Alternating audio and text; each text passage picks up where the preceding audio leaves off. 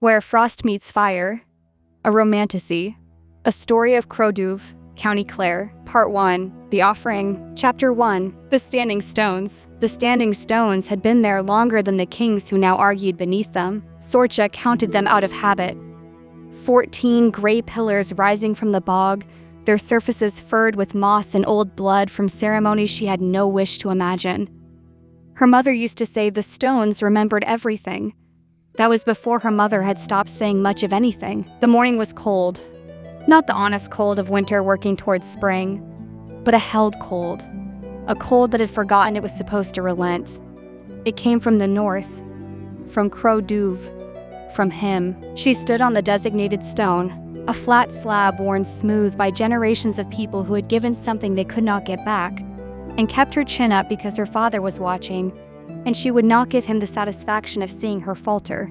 The veil she wore, ash-gray linen hemmed with silver thread, blurred the world into shapes and light. She could see well enough through it. She could see her father's hands clasped behind his back, the white-knuckle press of a man who had already spent her and was waiting for the transaction to close. She could see the delegation from the north arriving across the bog. They came on black horses. Not dramatically black, just dark, working animals with frost still on their flanks from the ride.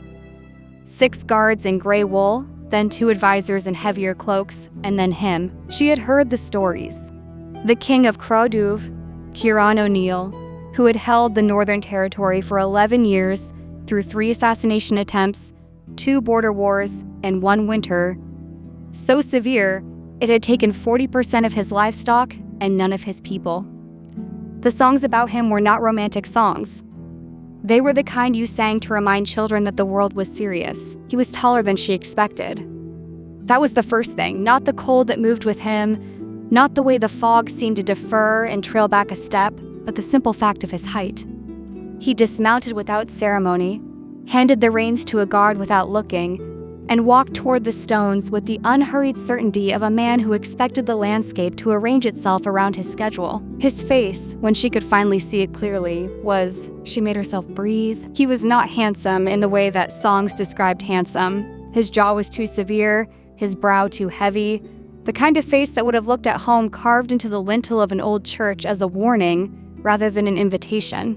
But his eyes were pale gray blue, the color of sea ice, and they moved across the assembly with an efficiency that told her he had already cataloged everyone present and found none of them threatening. Then they landed on her. She felt it the way you felt the first drop of rain before a storm.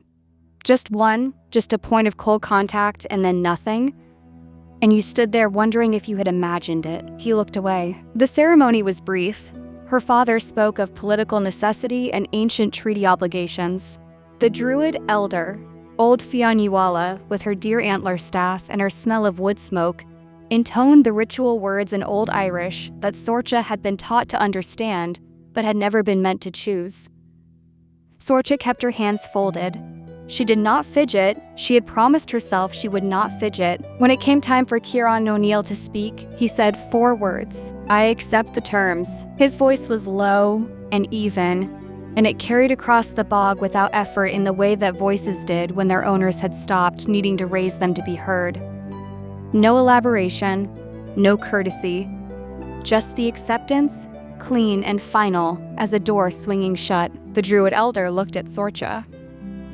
"Do you come freely?" The question was a tradition, the answer was expected. Sorcha had rehearsed the expected answer 14 times in the last 3 days. What she said was, "I come knowing the alternative." There was a pause. Her father's hands tightened behind his back. Old Fiannuala's expression shifted, not to judgment, but to something that might have been respect. Across the flat stone, Ciarán Ó Néill looked at her again. This time, he did not look away quickly. He studied her the way you studied a map you had been handed, and found unexpectedly detailed. Then, with no change in expression, he said, "That is close enough." Old Fiannuala bound their wrists with a cord of hawthorn and ash, the old pagan kind of ceremony before vows had been prettied up. The cord was scratchy and smelled of river water. Ciarán's wrist against hers was cold. Not unpleasant, just profoundly, consistently cold. the way old stone is cold even in summer. She noticed he kept his wrist as still as possible to avoid contact with her skin. When the cord was removed, he stepped back without looking at her and spoke quietly to one of his advisors. Sorcha stood on her stone and listened to her father making pleasantries and thought. 6 months. The contract was for 6 months. If the political alliance had not proven beneficial by Lughnasadh, both parties could dissolve without penalty. 6 months. She could survive 6 months of anything. She had survived 17 years of her father's house. 6 months of cold could not possibly be worse. Ciarán Ó Néill turned to her without warning, the movement so sudden she nearly stepped back. "We leave in an hour," he said. "Bring what you can carry yourself. My horses are not pack animals." She looked at the 2 carts her father had sent, the trunks of clothes, the books, the small wooden box with her mother's things. She looked back at him. "1 trunk," she said. He said nothing. "I'll leave the rest," she added, because the silence seemed to be waiting for something, and she refused to let it be an apology. "As you like." He turned and walked back to his horse. Sorcha stepped down from the stone, crossed the wet grass to where her maid Sorcha stood with her hands twisted together, and said quietly, "Pack the books and my mother's box and 1 change of clothes. Give everything else to the village." Sorcha's eyes went round. "All of it? I won't need ceremony dresses in Cró Dúbh." She glanced at the northern king, now speaking to his guards with his back to the assembly. "I suspect they have a different definition of ceremony there." Chapter 2. The road north. The landscape changed before she was ready for it to. She had grown up in County Clare, and she noted privately that she shared a name with her county, though it had never felt like hers in any meaningful way. Where the land was green and gray and silver, limestone, karst and wild Atlantic light, and hedgerows full of blackbirds. She knew it's cold. She knew the sea wind in November that turned your fingers numb before you noticed it coming. The road north was something different. By the 2nd hour, the hedgerows had thinned. By the 3rd, the green had gone the color of old pewter. The grass grew lower and tougher, the kind that had given up on looking welcoming and was simply trying to endure. Frost clung to the north sides of stones long after the sun should have warmed them. The sky sat heavy and gray-white like a ceiling about to give. She placed herself in the middle of the delegation because the middle was where you could observe everything and commit to nothing. From there, she studied him. His posture in the saddle was economy made flesh. He rode without grip or tension, no forcing of the horse's head, no performance. He spoke to his advisor, a tall, red-headed man named Rui, whose face Sorcha catalogued as honest and tired. In low tones she could not quite hear. Occasionally he surveyed the terrain to the east or west with the brief focus of a hawk checking its range. He never looked back. She was not sure why that bothered her. She had not wanted him to look. What she had wanted, she admitted to herself as the gray miles passed, was to know what she was riding toward. And a man who never looked back gave you nothing to read. She urged her horse forward until she was at his left shoulder, close enough to be acknowledged. Rui caught this and glanced at his king. Ciarán did not immediately respond. He was aware, and he was choosing his response carefully. "How far?" she asked. 3 hours, he said, without looking at her. "What's the fortress like?" A pause. "Cold. I have gathered that." She kept her voice even. "I meant structurally. How old is the stone? How many levels? Whether there are gardens?" He did look at her then. A sideways glance, brief and assessing. "The outer walls date to the 9th century. The main hall was rebuilt in the 13th. There are no gardens. The ground doesn't support them." "What does the ground support?" "Stone," he said. "And endurance." She absorbed this. To her left, a crow landed on a fence post and watched them pass with one yellow eye. The fog was thickening in the low places. "I had a garden at home," she said. This was not quite true. It had been her mother's garden, a tangled corner behind the stable filled with herbs and late-blooming wildflowers. But Sorcha had tended it for 8 years after her mother died. Herb garden, mostly. Meadowsweet, chamomile. Some things I grew from seed. Ciarán said nothing. "I suppose I'll find something else to do with my hands." She was talking to fill the silence and doing it deliberately because she had decided in the last few miles that the silence he cultivated was a management technique and she was not going to be managed. "What do the people of Cró Dúbh do in winter?" "Survive," he said. That's what everyone does in winter. I meant it literally. He said it without emphasis, which made it land harder. The cold is not metaphorical. The last 3 winters have been severe. My people work to keep enough food laid up, enough peat cut. He stopped himself. The sentence had been going somewhere, and he pulled it back. They are resilient people. You're proud of them. The silence that followed was 2 beats too long. They have earned it, he said finally. She had not expected that. She had expected a denial, a deflection.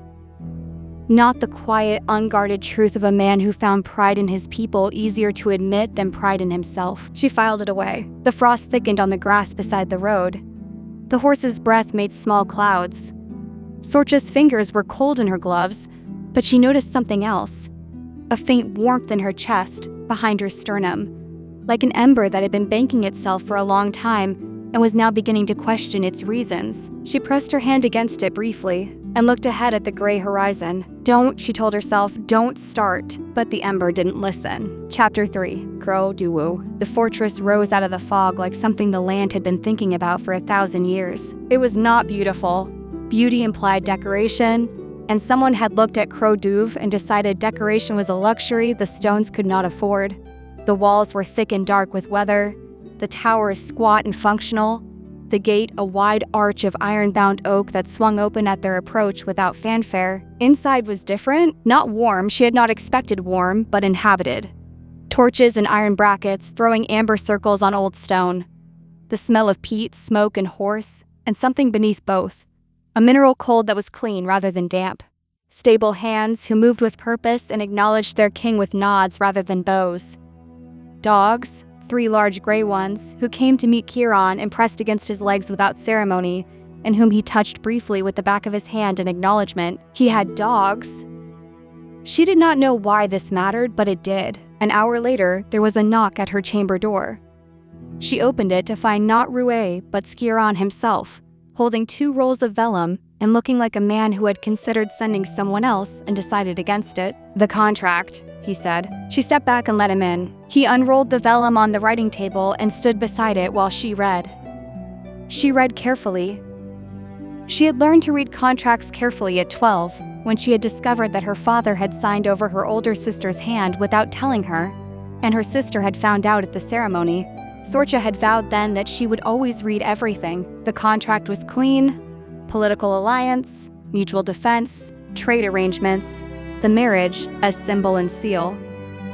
She reached the key clause and read it twice. The parties agree that no physical contact beyond what ceremony publicly requires shall occur without the explicit consent of both parties. No declaration of romantic or personal attachment shall be required or expected. The arrangement shall be reviewed at Lugnasadh 6 months from the date of binding, at which point either party may, without penalty or obligation, request dissolution. She looked up from the vellum. Ciarán was watching her face with the focused blankness of someone who had learned to read expressions while keeping his own locked. You wrote this clause, she said. My advisor drafted it, at your direction. He said nothing. It's a reasonable clause, she said. She sat and reached for the quill. I have no objection to it. Most people would object to some part of it. She dipped the quill, tested it on the side of the page, and signed. Most people in my position have been raised to believe that compliance is safer than objection. She held the quill out. He took it, careful not to touch her hand, and signed beneath her name. His writing was spare and precise.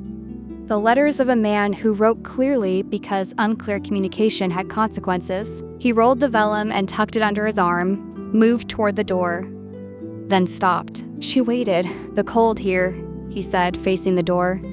It's not entirely natural. I know. He turned, and the look on his face was something between sharp and reluctant, like a man who had expected an argument and was thrown by the absence of one. How much do you know? He said. Stories, the frost curse of the Ó Néill line, 3 generations of it. She met his eyes. I read before I came. Something shifted in his expression. Not warmth. Nothing so simple. More like a door held against pressure easing a single inch. Then you understand the limitations, he said. I understand that you have no intention of loving me, she said. And that the feeling is mutual, and that we have 6 months to not do that while maintaining the appearance of a functional political alliance. She picked up her book from the bed.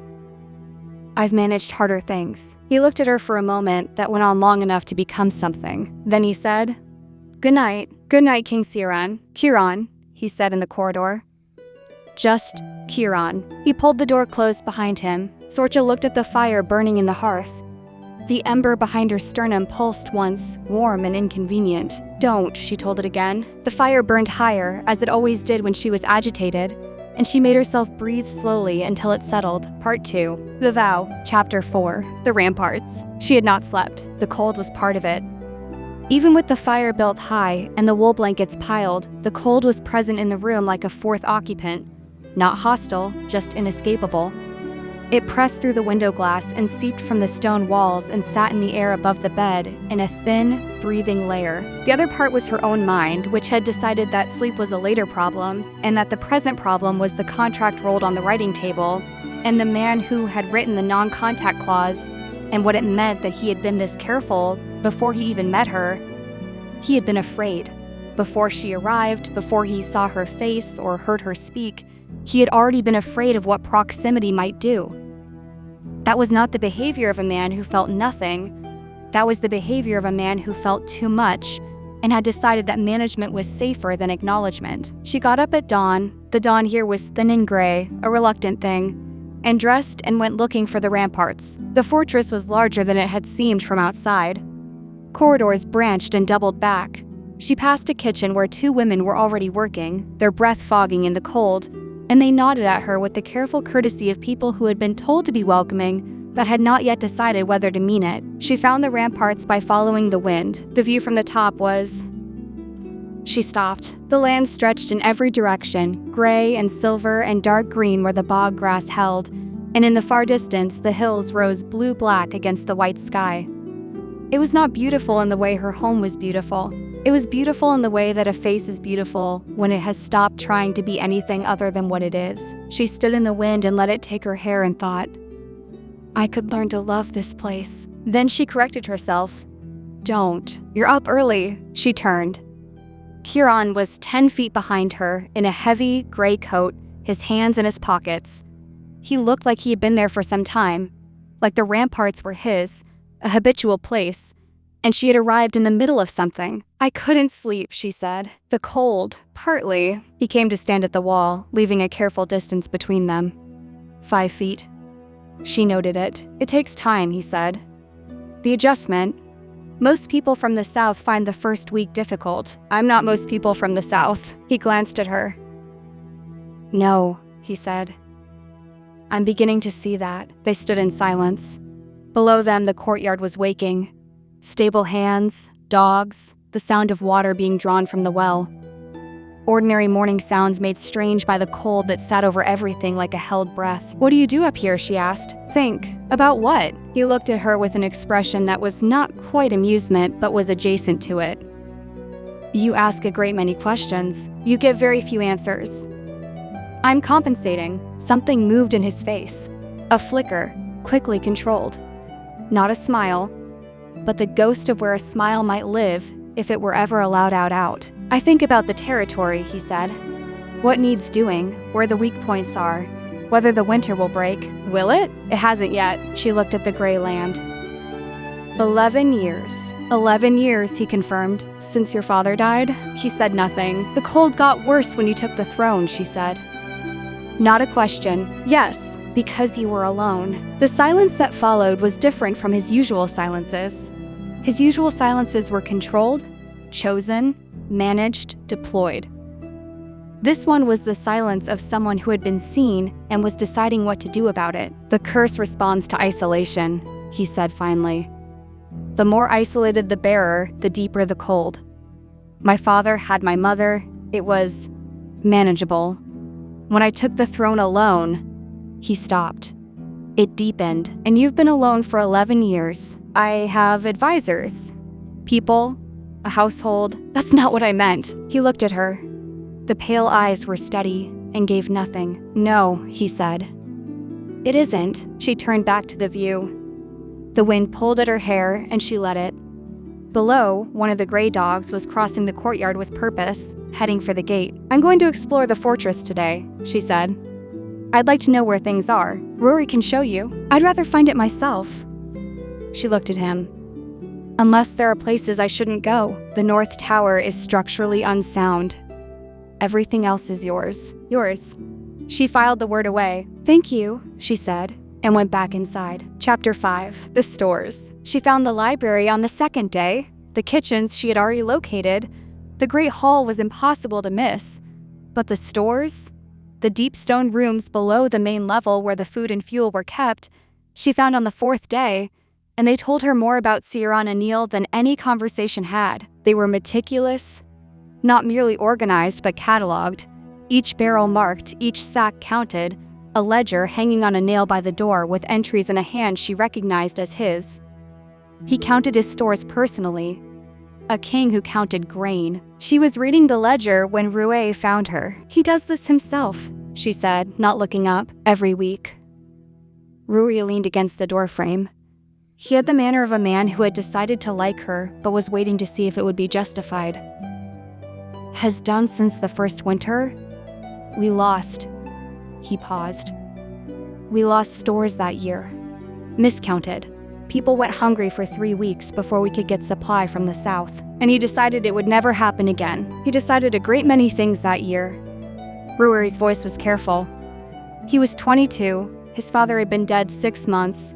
The cold was... He shook his head. Bad. Worse than now. The wells froze. We lost livestock. But no people. No people. Rory looked at her steadily. He made choices. Hard ones. Sent children south to families who would take them. Rationed fuel. Slept in the great hall with the household because it was the only room warm enough. A pause. He was 22. Sorcha closed the ledger carefully. He doesn't talk about it, she said. He doesn't talk about most things, I've noticed. Ruairi studied her for a moment. Then he said, with the careful deliberation of a man choosing his words, the curse is not just cold. You understand that. I understand it's connected to his emotional state. It's connected to his isolation. The more he closes off, the colder it gets. The curse feeds on the isolation. Sorcha looked at the shelved root vegetables, the neat sacks of grain, the ordered evidence of a man who managed his cold kingdom with painstaking care. He'll isolate forever, she said, to protect the people he might love. Yes, and in doing so, keep the cold that hurts all of them. Rui looked at her. His expression, for the first time in 8 days, was entirely unguarded. Yes, he said. Sorcha turned back to the grain. She ran her thumb along the edge of one of the sacks, thinking. I'll need access to the library, she said. The old section. Whatever is written about the origins of the curse. I'll have it unlocked. Today, if possible. Today, he said. And there was something in his voice that was not quite hope. Hope seemed dangerous in a place like this, but was perhaps its northern equivalent. The decision to look at a hard problem one more time. The fire in her bedchamber hearth did something that evening that it had not done before. She was reading one of the older texts from the library, a hand-copied manuscript dealing with the early history of the O'Néill line, and the fire, without any prompting from her, burned suddenly 3 times its usual height.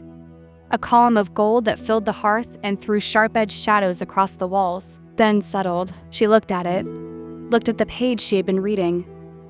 The fire had responded to something in her without her will, which meant the suppression she had maintained for 4 years was beginning to slip. She closed the text and sat with her hands in her lap and thought about why that might be. Chapter 6. The dinner. The court dinners happened every fortnight. Sorcha had been warned. The great hall at Cró Dúbh was long and vaulted and very cold, and the people who occupied it were the territory lords and their wives, 7 couples from the surrounding land, each of them regarding Sorcha with the particular mixture of assessment and reserve she was beginning to recognize as the Cró Dúbh manner. Not unfriendly, just proving yourself here will take time, and we have seen people try and fail. She wore a dark green dress because she had not brought anything fancier, and because dark green looked like she had intended it rather than defaulted to it. Her hair she put up herself, pinned with her mother's silver combs, which were plain and old and precisely right. The dinner was fine, and the woman to her right, a sharp-tongued Connacht woman named Meyer, who had come to Cró Dúbh 20 years ago and seemed to find it entirely satisfactory, proved excellent company. Sorcha managed the conversation about trade routes and sheep breeding with enough intelligence that Meyer visibly reassessed her. Then Lord Éamon O'Trezzy spoke from the far end of the table. He was a broad man with the look of someone who had never been told no to anything of consequence and had subsequently forgotten it was possible. He had come from the far south, which Sorcha filed as a data point. Men who traveled far for dinners usually wanted something. The bride, he said. He said it to the table in general, conversationally, as one might say, the weather. Ní fáileáin, is it? I knew your father. Most people who've needed something have, she said pleasantly. There was a small, caught silence around the table. Meyer's eyes sparkled. Lord Éamon reached for his wine. Thin enough for a peace offering. You fáileáins always did trade in appearances rather than substance. The table went very quiet. She felt, rather than saw Ciarán go still beside her. Not the ordinary stillness he maintained, but a different quality. The stillness that preceded something. Before he could speak, she said, "And you O'Trezzys always did mistake volume for weight, Lord Éamon." Meyer made a sound into her cup, but Ciarán had already turned to look at Lord Éamon. And whatever Lord Éamon saw in that gaze caused him to set his wine down. Lord Éamon. Ciarán's voice had not changed in pitch or volume. It had changed in everything else. My wife is a guest at my table. She is in fact the Queen of Cró Dúbh, which makes this her table equally. What you have said to her, you have said in my house. A pause. Measured. Exact. If you have things to say about the quality of the fáileáin family, you should have said them when you received the treaty documents.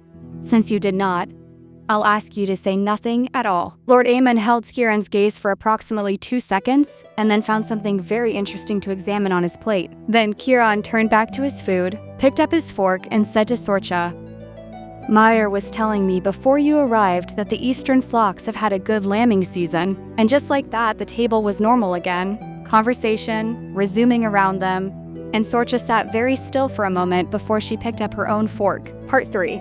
The Thaw. Chapter 7. The Library. She found the passage on the 14th night. The library was 3 rooms. Public, private, and what Ruairi called the Old Room, which meant the stone-walled inner chamber where the oldest manuscripts were kept on shelves built into the walls and protected from moisture by some combination of druidic ward and careful engineering. She had been working through the manuscripts on the O'Néill curse for 6 days, reading by candlelight with a wool blanket over her shoulders and her breath fogging in the cold. The passage was in a manuscript so old the vellum had gone, the color of weak tea. The writing was cramped and dense, a monkish hand overlaying what seemed to be an older text beneath. She could see the ghost of Ogham scratches under the Latin in certain places. The binding of O'Néill was not placed against love, but against reception. Against the opening of the self to another's warmth. Let the line learn to love without receiving love, and the cold will deepen and deepen, for love given without love received is a fire that consumes itself. Only in the act of full acceptance, to give and to receive in equal measure, with full knowledge, with no compulsion, will the binding break. But this is the nature of curses. The one who might break it is always the last to know its terms. She read it 3 times. Then she closed the manuscript very carefully and sat in the cold and thought. Then she put on her cloak and went to find Ciarán. He was in his study, the door open. She had noticed he kept it open in the evenings, which she thought might be his version of being available. He was working by lamplight, papers spread across the desk, a cup at his elbow. She crossed to the desk, set her transcription of the passage in front of him, and sat in the chair across from him. He read it. She watched his face. He read it twice, and the second time his jaw tightened very slightly, and then he set the paper down. Where did you find this? The old room, 3rd shelf from the left. She folded her hands. I've been working through the O'Néill text for the past week. I know. He picked up his cup and set it down again without drinking. Rory told me. Then you knew I was looking. Yes. And you didn't stop me? He looked at her across the desk. No, he said. She let that sit for a moment. It says the curse breaks when love is given and received with full knowledge and no compulsion, she said.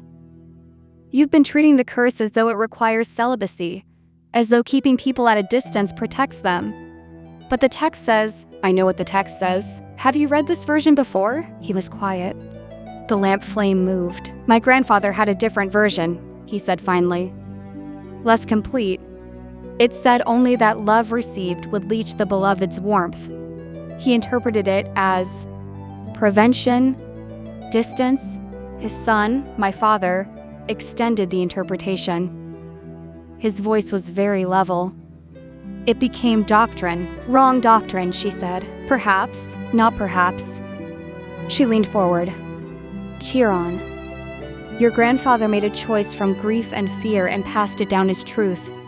You have been living inside someone else's fear your entire life." He looked at her. The pale gray eyes were unreadable in the lamplight. "Even if you are right," he said slowly. The risk is what? That someone might choose to love you knowing the terms?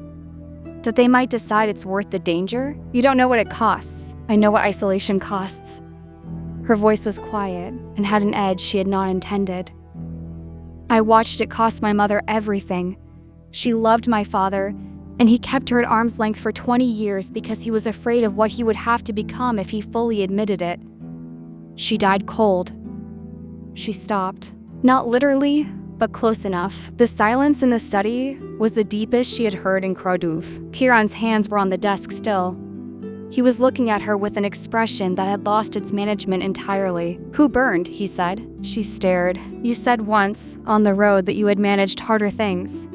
Rueri told me you suppressed your fire for 4 years." He watched her face carefully. "Who burned?" She had not told anyone that. "My brother," she said. "Cormac. I was 18. We were arguing, a bad argument about my father, and I..." She stopped. The ember in her chest contracted. "He wasn't badly hurt, his arm, a scar, but I had been so certain I could control it and I couldn't, and You decided the fire itself was the weapon," Ciarán said. She looked at him. "Yes," he said, quiet and certain. "I know exactly what you decided." They sat in the lamplight and the cold, two people who had each taken a capacity for intensity and folded it into the shape of restraint, and looked at each other across a desk in a stone fortress. And for a moment, it was almost unbearable. "Then we are the same kind of cursed," he said. She exhaled. "Yes," she said. "We are." Chapter 8. The Hunt. There was a deer in the North Bog that had been pushing at the boundary of the upper grazing land for 2 weeks, tearing through the fence lines that tenants had spent winter repairing. Ciarán went to deal with it himself, and because Sorcha had asked to come and he had, after a pause that lasted approximately 4 seconds, said yes, she rode beside him across the lower meadow in the frost-bright morning. She was a competent rider. He had noted that on the road north and confirmed it now. She rode without fuss, handled a gate latch at the canter without slowing, and kept pace with him without pushing in front, which told him she was not trying to prove anything. He found her increasingly difficult to characterize. This annoyed him. She didn't speak on the ride up, which he appreciated. They found the deer's trail in the soft ground past the second fence and tracked it east through the bog grass, moving slowly and reading the ground. He glanced at her and found her leaning from the saddle to examine a print, her hair pulled back and her brow creased. "Northeast," she said. "And heavy. She might have a fawn." He had thought the same. "If she has a fawn, we drive her back." "Of course," Sorcha said, straightening. "No one's hunting a doe with a fawn." He had not been certain she would know that. He noted that she did. They followed the trail for another quarter hour. The bog was soft underfoot, the horses picking their way carefully.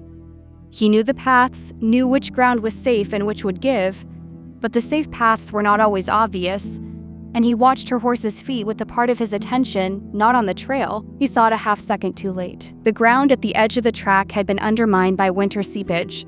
A wide shelf of bog grass over 3 feet of muddy water, solid-looking as a lawn. Sorcha's horse stepped onto it, and the ground gave. The horse scrambled back by instinct.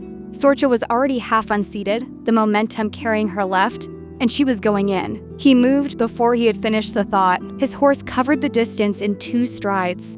He grabbed her by the waist, both hands, her cloak and the dress beneath and the warmth of her, the profound, startling warmth of her even through the fabric, and hauled her sideways across the gap onto solid ground. She grabbed his arm to stabilize herself, Her horse found safe footing and stood trembling. They were both still for a moment. His hands were at her waist, her hands were at his arms.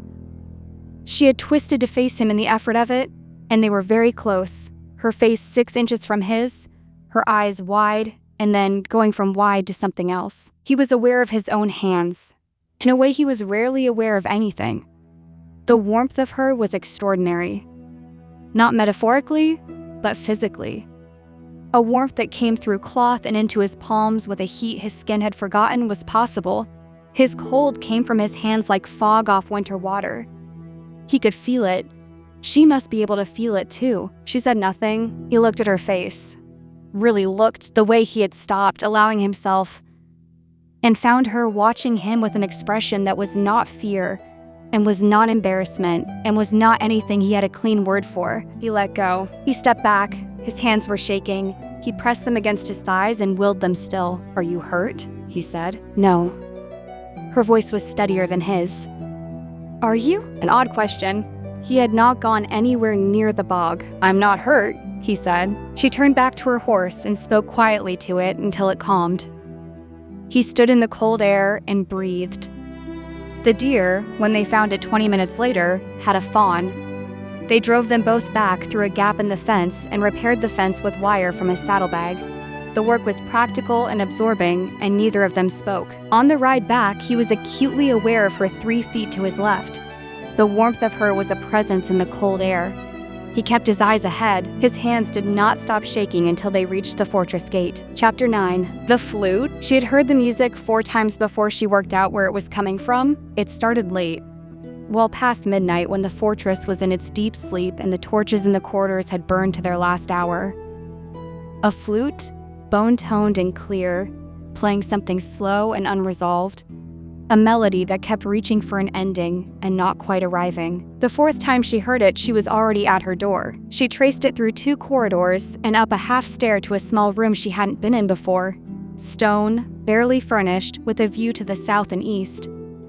The door was not fully closed. The music came through the gap. She stood in the corridor and listened. She had not known he played. There was nothing in the study or the great hall to suggest it. No instrument visible, no music. This room was where he came at night, alone, to do something that was not management or governance or control. The music was mournful in the way that old Irish music was mournful. Not sad exactly, but carrying something the way a river carries silt, with weight and purpose. It had a folk quality, certain phrases returning in variation, but there were places where it departed from any pattern she recognized and became something purely personal. She stood in the dark corridor and let it fill her. She became aware, slowly, that the music had stopped. She did not move. "I know you're there," he said. She pushed the door open. He was sitting on the windowsill, his back against the frame, the bone flute in his hands. The moon was up behind him, a thin white slice, and the eastern hills were visible as a dark line. He was looking at her with an expression that was tired and, she thought, a little stripped. The look of someone caught being private. "I'm sorry," she said. "I followed the sound." "I know." He turned the flute in his fingers. "I heard your door." She came in and sat on the low chest under the opposite wall. "How long have you played?" "Since I was 7. My mother taught me." A pause. "She played well, better than me." "She died cold," Sorcha said. Not cruelly, just saying what was true because she had learned that with him, evasion cost more than honesty. "She died cold," he said. "My father had tried to keep his distance, but she was stubborn. She refused the distance. And so they loved each other carefully, at a remove, and it was still..." He stopped. It was still enough. She began to cool in the last year. She said she didn't mind. He never believed her. Sorcha looked at the bone flute. "What was that melody?" "Something she played. I've been working on it for 20 years and I still don't have it right. It sounded right. You didn't hear her play it." She leaned her elbows on her knees. "Can I ask you something difficult?" she said. "You've been asking me difficult things since the Standing Stones. Why did you agree to this marriage? Knowing your history, knowing what proximity costs someone." She watched his face. You could have refused. He was quiet for long enough that she thought he might not answer. I told myself it was political necessity, he said finally, that the alliance with the Falon territory was too valuable to pass. He looked at the flute. But Rueri pointed out, when I signed the agreement, that I had requested the non-contact clause before receiving any information about you. Before your name was even confirmed. She waited, which meant, he said very carefully, that I was already, preemptively, protecting myself from something I had decided was possible before there was any evidence it was possible. That's a very long way, she said, of saying that you agreed because part of you wanted to. He said nothing. You are the most complicated person I have ever met, she said. And I grew up in a house full of politicians. Something moved in his face. Not quite a smile, but a cousin of one. Gone quickly. You play, he said. Don't you? She stared. I've never mentioned. You move your hands when you're thinking. Right hand, 3 fingers, the way a piper adjusts on an instrument. He tilted his head slightly. What do you play? She looked at her hands, which she had apparently been doing the thing without knowing it. Ilian pipes. Poorly. Poorly by whose standard? My teacher's. Was your teacher good? She was extraordinary. Then poorly by her standard could still be considerable. He held the flute out across the space between them. Not pressed into her hands, just offered the gesture of someone who had decided something and was following through before they could reconsider. She reached out and took it. The flute was cold in her fingers. Of course it was, his hands had been holding it. But the cold was oddly comfortable, like water on a warm day. She turned it. Old bone, worn smooth, a repair near the lower end done in copper wire. She made it, he said, from a deer bone. She said the thing about bone instruments was that they remembered the animal that had been, and so they carried a life in them that wood didn't. Sorcha ran her thumb along the copper repair. Then she put the flute to her lips and played the beginning of his melody back to him. The first 12 bars, as she had heard them. He went absolutely still. She stopped. Did I have it wrong? No, he said.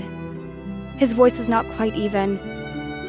Go on. She played it through, added a variation she had found in her head while she listened, came back to the original line, stopped at the unresolved ending. It ends there because you don't know what comes next, she said. It ends there because I haven't... He stopped. Yes, she held the flute out. He took it. Their fingers did not quite touch, but the cold and the warmth of them passed in the inch between, and she felt it like a word spoken in a language she was only beginning to learn. Good night, Ciarán, she said, and stood. Good night, Sorcha. Her name in his mouth for the first time. He had been calling her nothing, she realized. Careful, deliberate nothing, never her name. She did not look back at him. She went to bed and lay in the dark and felt the ember burning steady and terrible in her chest. Chapter 10. Imbolc. Imbolc was the first breath of spring, and in Cró Dúbh it was a lie the calendar told. The frost was still absolute on the last day of January. The well had ice in it each morning. The ground was iron hard and dark. The sky, the flat white of a stone that hadn't seen sun in months. Sorcha walked the lower meadow and watched her breath make clouds, and thought about the manuscript and the curse and the man who played the flute at midnight and had not finished his mother's melody in 20 years. She found Ciarán in the corridor outside the hall in the late afternoon, watching 2 of his people hang a garland. The tradition is older than the Christian calendar, she said, coming to stand beside him. They were celebrating Brigid's Day before there was a saint to put to it. I know. He watched the garland go up. My mother was particular about it. She said Imbolc was the only honest festival because it didn't claim victory over winter. It just said, winter is still here, and we are still here, and we can hold both. I want to do something tonight, she said. He looked at her. The cold has been hard this year. The people are tired. I thought... She paused. I thought if there were flowers in the hall, real ones, blooming...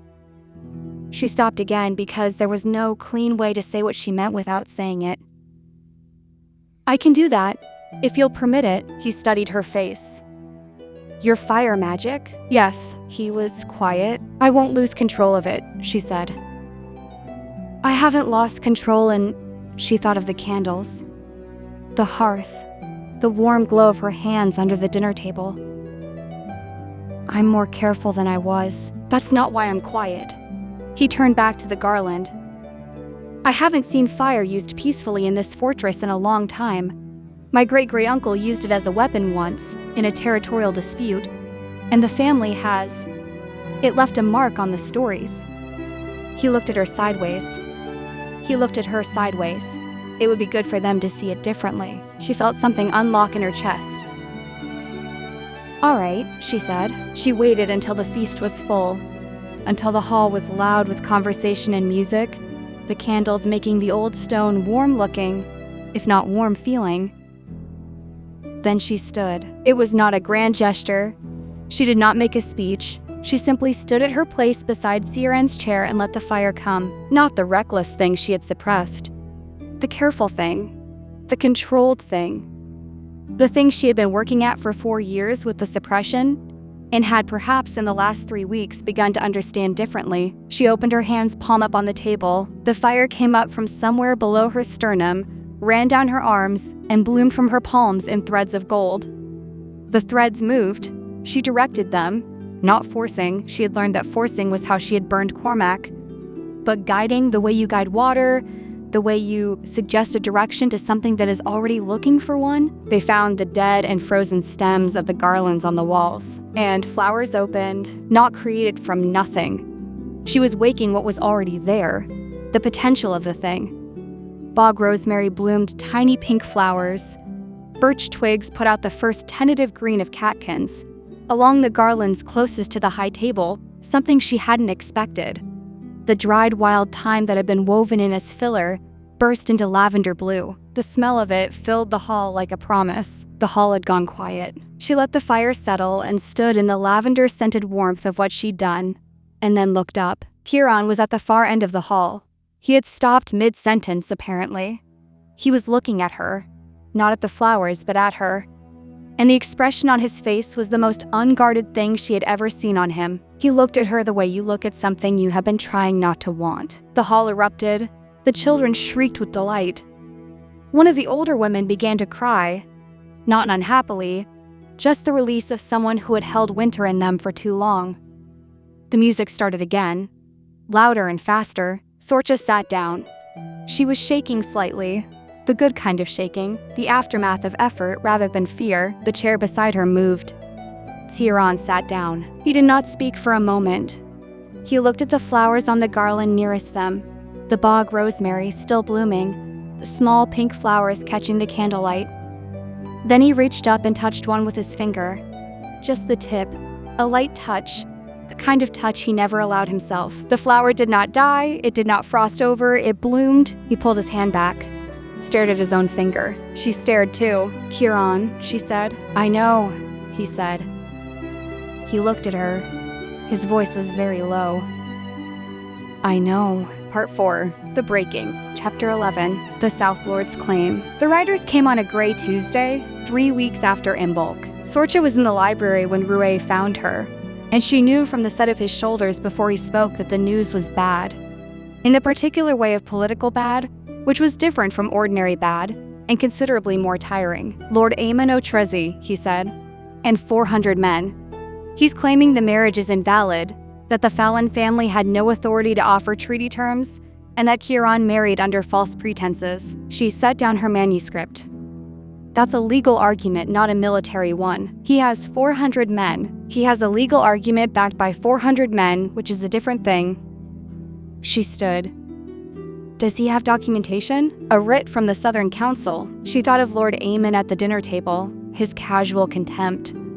She thought of the way he had looked at her, not as a person, but as a negotiating chip that had been moved to the wrong side of the board. He's been planning this since before the dinner, she said. I think so. She was not sent for, she went anyway. The war room was a stone chamber off the Great Hall, maps on the walls, and a central table covered in territorial charts. Ciarán looked up when she came in. He waited for a beat. He didn't ask her to leave. Sit, he said. She read the writ carefully. The legal argument was well constructed. It claimed procedural invalidity in the original treaty, suggesting Ciarán had been manipulated into a marriage by misrepresented terms. This is not about procedure, she said. He wants the trade rights the treaty shifted to Cró Dúbh, the eastern route. Obviously, Ciarán said. The procedural argument is a mechanism. If the marriage is invalidated, the trade routes revert. She set the writ down. If he can establish that the marriage isn't real, he can't establish what isn't true, Ciarán said. She looked at him across the table. If this goes to the Southern Council, she said carefully, they will want evidence of a functional marriage. Political, ceremonial, and... She stopped. And personal, he said. His voice was level. Yes, the captains looked at their maps with the focused discretion of people who were very interested in cartography. We'll stand before the council together, he said. It won't be questioned. You sound certain. I am certain. Something in his tone stopped her follow-up question. He looked at her across the width of the table. The maps, the careful distance. And for a moment, the distance was just a table. You are my wife, he said. In whatever manner that is, it is what it is. O'Trezzy doesn't get to decide what that means. She held his gaze. All right, she said. The meeting continued. She stayed. Later, walking back to the library alone, she realized her hands were warm and that the ember in her chest was not the small, careful thing she'd been tending, but something larger, steadier, with the particular quality of a fire that had decided it was done being banked. Chapter 12. The argument. He told her she was not going to the battle. He said it in the courtyard 2 days before the confrontation with Lord Aemon's forces, with the particular flat certainty of a man who believed the matter closed. He was checking his horse's equipment and said it the way he would say anything else, practical and decided, looking at a buckle rather than at her. You are not going, he said. Ruairi will have you and the household removed to the North Road if the lines are breached. She stood in the courtyard and looked at the buckle he was inspecting. I am not removing to the North Road, she said. You are. He moved to the next buckle. Ciarán. The fortress is defensible. The approach from the south has 2 natural choke points. If my lines hold, you are in no danger. If my lines don't hold, he stopped. You will be on the North Road. And what? Sorcha. He turned then and his eyes were ice, and the expression behind the ice was something she was not supposed to see. A tightness, a controlled urgency, the look of someone who was afraid and managing it with logistics. Please. She had not expected please. She opened her mouth, closed it. Get inside, he said. It's cold. She was not cold. She had not been cold in weeks. She went inside. She did not go to the North Road. She heard him before she found him. He was in the East Corridor after dinner, speaking to one of the guards, and she caught the words as she came around the corner. Personal guard at her door through the night. Not visible. I don't want her to feel... He stopped, glanced toward her footstep. She had already ducked back around the corner. She stood in the cold corridor and listened to the rest. He gave quiet, specific instructions about her protection, the evacuation route if it was needed, who was to be trusted and who was not. His voice was careful and even and efficient, the same voice he used for everything, and underneath the efficiency, in the gaps between the instructions, she heard it. She heard the please again. She leaned against the stone wall and pressed her hands flat against the cold of it. She had known she was falling. She had told herself she was managing it, controlling it, banking it the way she banked the fire. But standing in this corridor, listening to a man give detailed instructions for her safety because he could not make himself say directly that he was afraid for her, she was not managing it. She had not been managing it for weeks. She pushed off the wall and went to her room and sat on the bed and looked at her hands, where the warmth had gone from a comfortable ember to a deep and settled heat. And she thought, this is what it feels like to be on fire from the inside. Chapter 13. The night before. She knocked on his door at midnight, 3 knocks unhurried. She heard him cross the room. He was awake. She had known he would be. And then the door opened and he was there. No jacket, hair loose, looking like a man who had been walking the same patch of floor for hours. I'm not here to break the contract, she said. I'm not here to say anything you have to respond to. I'm here because... She stopped.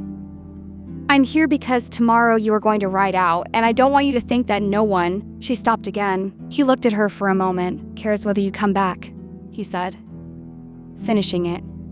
His voice was careful and low. Yes, she said. He stepped back. She came in. His room was larger than hers, sparer. A fire burning. Her doing, she suspected, because it was burning too high for a normal hearth, and she had been in a state this evening that sent fire running in sympathetic response. One chair by the hearth, a book open on it, the bed in the corner undisturbed, the bed of a man who had been pacing. She sat on the stone hearth and pulled her knees up. He sat in the chair. They were separated by 3 feet and the fire between them. "The terms of the battle," she said. "Tell me," he told her. She listened and asked the right questions, and he answered them fully, which meant either he had forgotten she was not supposed to be involved, or he had stopped pretending she wasn't. She thought.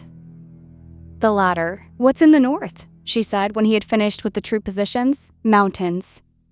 He looked at the fire. "And beyond them, older territory that none of the current lords have touched. Uninhabited." He paused. "Beautiful, actually, in summer, when it thaws enough to see it. You've been there?" "Once. When I was 12, my father took me to show me the northern boundary. We camped 2 nights. A silence. It was the longest I had spent with him. He was easier there. Away from everything he was afraid he'd lose." She looked at his face in the firelight. "Will you take me there?" she said. "In summer." He looked at her. "If you would like to see it," he said. "I would." The fire crackled. Outside the window, the night sky had cleared to show a scatter of stars, which felt like a minor mercy. "The contract has 4 months left," he said. It was not nothing. The statement was not nothing, coming from him at this hour, with the firelight doing what firelight did to his face. "I know," she said. "After Lughnasadh." He stopped. Started again. "What you do after Lughnasadh is your choice to make. I know that too." He looked at her for a long time. She met his gaze without moving. Then he leaned forward in the chair and put his elbows on his knees and rested his forehead on his hands. And she recognized the posture as something private. The kind of thing you only did when you had stopped monitoring yourself. She reached across the hearth and placed her hand over his. He went still as ice. Then, very carefully, with the concentrated delicacy of a man doing something he had been afraid of doing for a very long time, he turned his hand over under hers and closed his fingers around it. His hand was cold, her hand was warm. They sat like that by the fire until the hour was very late, and did not speak much and did not need to. Part 5. The Flame. Chapter 14. Fire and Frost. She ignored his order. She had known it from the moment he gave it, with the same cold certainty she had known that the contract clause would be the shape of his fear, and that the non-contact rule was a protection rather than a rejection, and that when he'd said please in the courtyard, he had meant something the word didn't have room to hold. She took the old gray horse from the stable. Steady, solid, a horse with a good head in difficult situations. She armed herself practically. The long knife she'd had for 5 years and knew how to use. The short bow she had practiced with in the yard every morning since arriving. She wore gray wool, nothing bright. She came around the south flank of the battle line 2 hours after it started, by which point the situation was exactly as Ciarán had predicted in strategic terms and rather more urgent in practical ones. Otrezay's 400 men were disciplined fighters, and they had held the left flank with a stubbornness that was beginning to cost Ciarán's lines. She found a position on the rise above the left flank. She thought about control. She thought about Cormac's scar. She thought about 4 years of suppression and 3 weeks of careful thaw. She thought about what the library text had said. Love given without love received is a fire that consumes itself. She had spent 4 years giving her fire nowhere to go, turning it inward. No wonder it had been volatile. She let it go, not at the men. She was not a weapon. She had never wanted to be a weapon. She sent fire along the ground, a line of contained flame that ran across the flank and stopped Otrezay's cavalry where they were. Not burning, not harming, just present. A wall of golden fire that the horses refused to cross and that made every man in the vicinity deeply reconsidering his choices. The cavalry stopped. The line held. In the confusion, Ciarán's forces pushed forward on the right, and it was over inside another hour. He found her on the rise. He was still in armor, a cut on his jaw, his horse lathered. He dismounted and crossed the ground to her in 6 strides and stood in front of her and said nothing for a long time. "You could have died," he said. "So could you," she said. "That is not an equivalent." "It is exactly equivalent." She slid off the gray horse. Her legs were unsteady. The fire had taken more out of her than she had admitted to herself. I am not a piece to be moved for safekeeping, Ciarán. I am a person. He made the choice. I know. His voice cracked on it. Not loudly, just a fracture. A small break in the stone. I know you made a choice. I know you had the right to make it. I still had to stand there and... He stopped. His jaw was tight, and the cut was bleeding slowly. And he looked at her with the expression of a man who had used up all his management resources and had nothing left to hide behind. Come here, she said. He crossed the 6 feet. She put her hand up to his jaw and looked at the cut. It's not deep, she said. Sorcha. I know. She kept her hand on his jaw. The warmth of her palm against the cold of his face. She felt him exhale. I know. I was. He stopped. I know, she said for the 3rd time. I know you were. He closed his eyes. She stood in the mud of the south field, hand cupped against his jaw, and felt the ember in her chest expand to something that had no name. She was ready to use. Chapter 15. The cold comes. She noticed it on a Wednesday, 2 weeks after the battle. Her breath made a cloud indoors. Just a small one. She had been reading by the window and exhaled, and it clouded briefly in the cold air. She had not done that indoors since her first week in Cró Dúbh. She noted it, didn't mention it. The next day her fingers were cold in the morning. She told herself it was the season.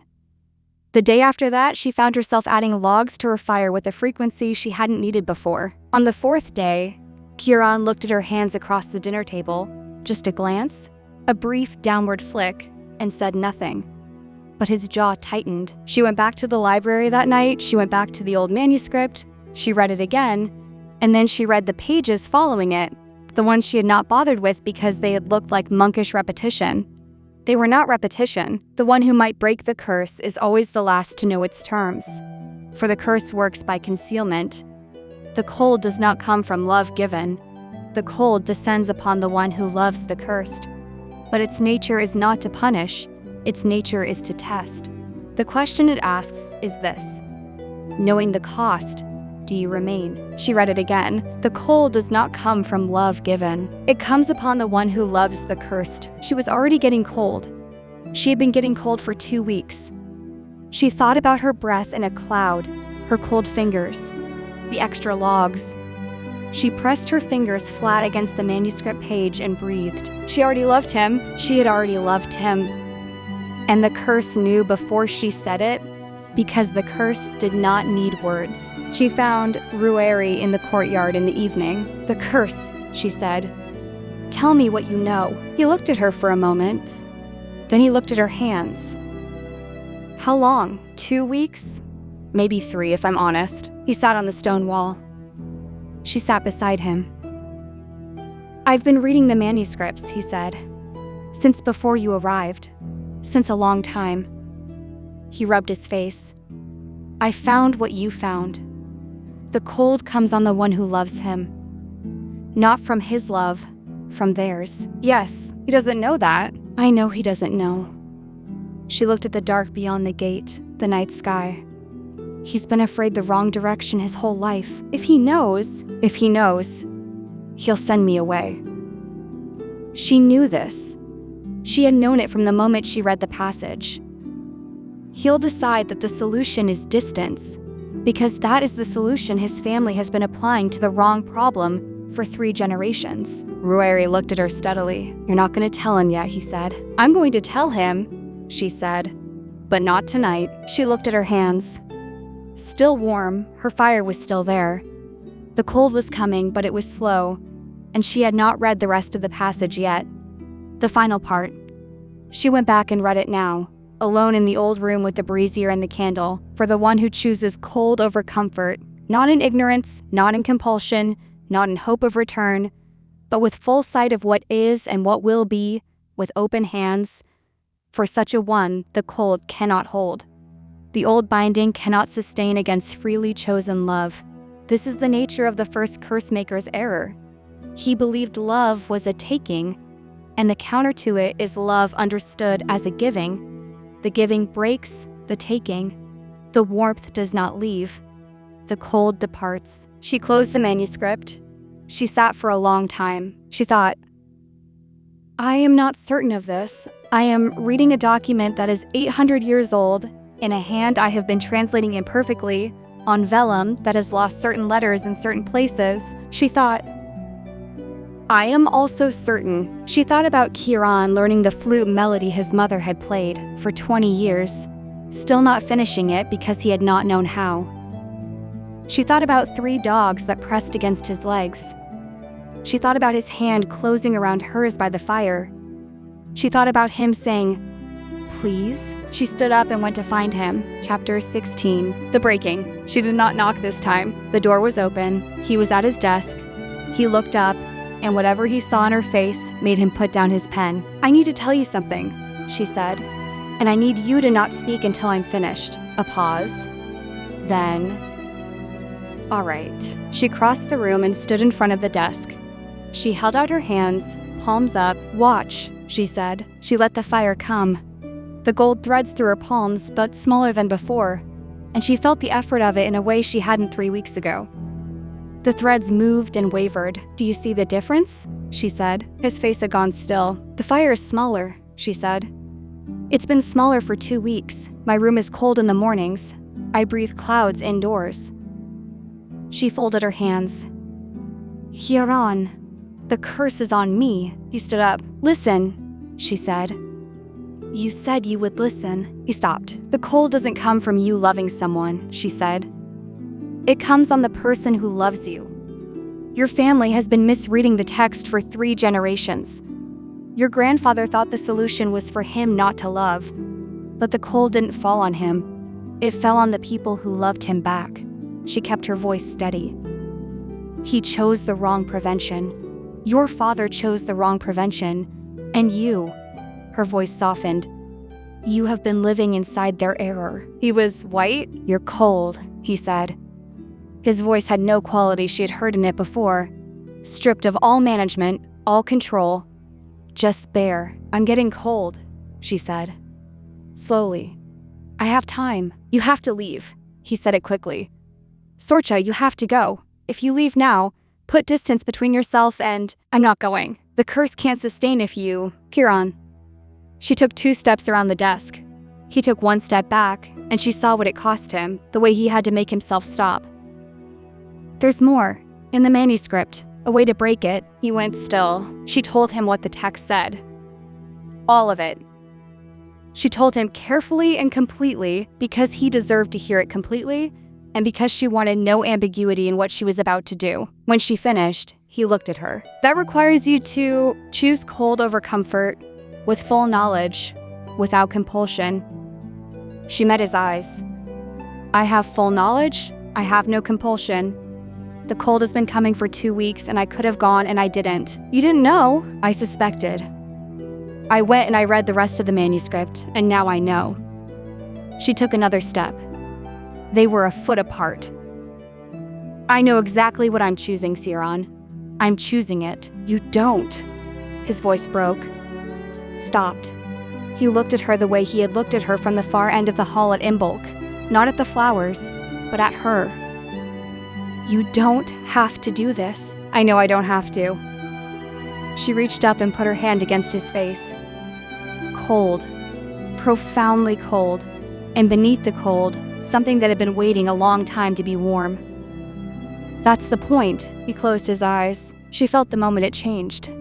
Not dramatically, not like a lightning strike. It was quieter than that. A threshold crossed. The warmth came from her chest and went through her palm and into the cold of him. And where it went, something unclenched. Something that had been held for 3 generations and had forgotten it was holding. And then the cold came back, but differently, not taking, receiving, not draining, equalizing. The cold moved through her, and the warmth moved through him. And somewhere in the middle they met. And the meeting was not combat. She opened her eyes. He opened his. His eyes were not ice anymore. They were a darker gray, storm before rain gray. The kind of gray that was waiting for something to come through and change it. The cold in the room, the held, managed, ancient cold of Cró Dúbh, sighed. She felt it the way you feel pressure change before a storm. A release, a giving way, the physical sensation of something that has been held too long finally letting go. The fire in the hearth burned gold. Taller, not frightened high, not out of control, just warm. The way fire was supposed to be. She was not cold. She was warm in the way she had been warm all her life, but warmer now. The warmth of two people sharing the same source rather than each keeping their own small flame. His hands came up to cup her face. His palms were still cool. Not freezing, not the bone-deep cold she had felt for 6 weeks.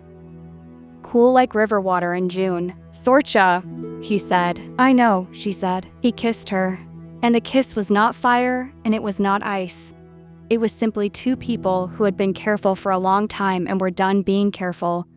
And it lasted long enough for the fire in the hearth to settle into a steady, even burn that asked nothing of either of them. Outside the window, in the dark below the east tower, something happened that was not possible. A snowdrop bloomed in the frozen ground in February. Then another, then a line of them, small and white, following the wall like stitching along a hem. In the morning, when the household woke, the frost on the south-facing stones was gone for the first time in living memory, and the air had in it the first true intimation of something that Cró Dúbh had not smelled in 11 years. Spring, epilogue, Lunnasad.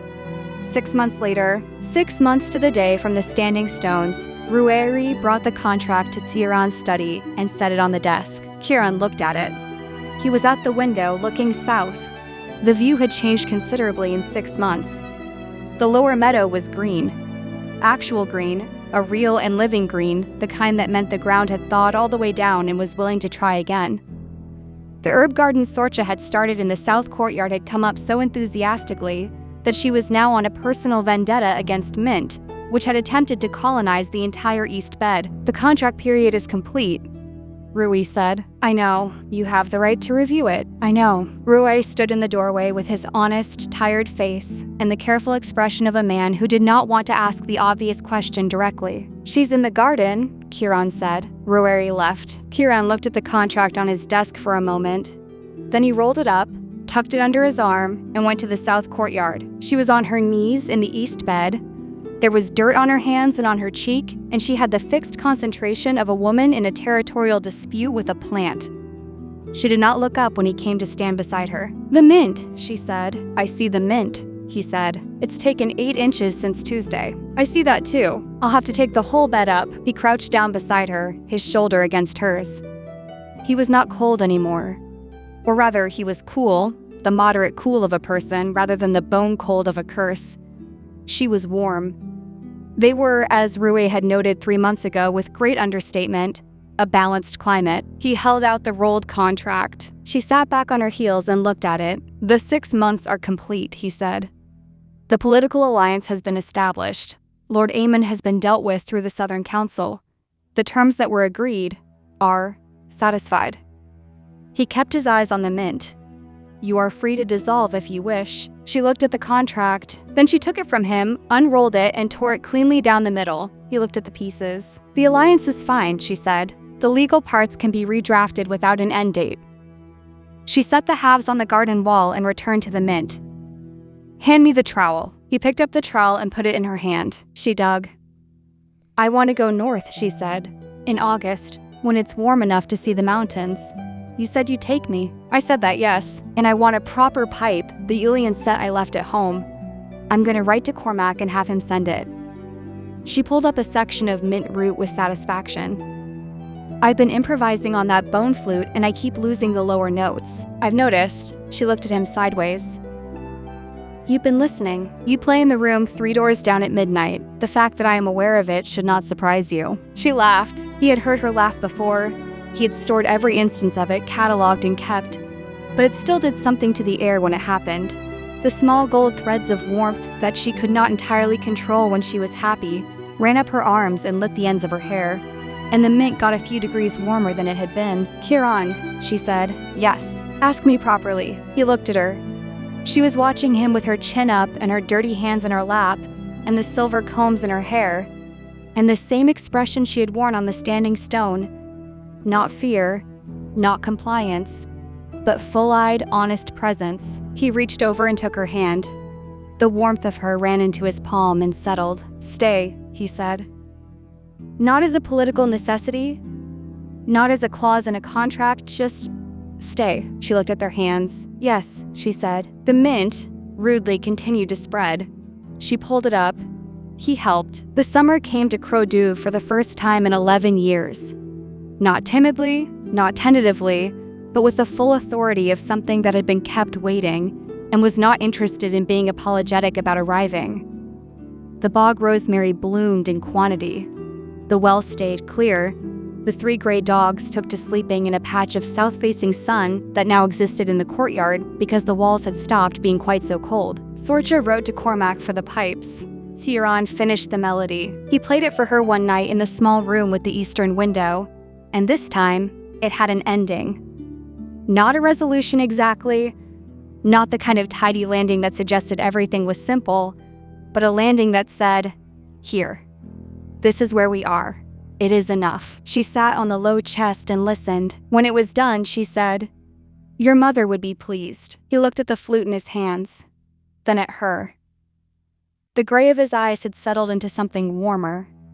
Not warm entirely, the O'Neill bones still kept a coolness, but inhabitable. A temperature you could live in. "Yes," he said. "I think she would." Outside, the stars were out over Cró Dúbh for the second time that week. The clouds were breaking up, the sky was showing itself. It was a beginning, the end, where frost meets fire. A story of Cró Dúbh, County Clare.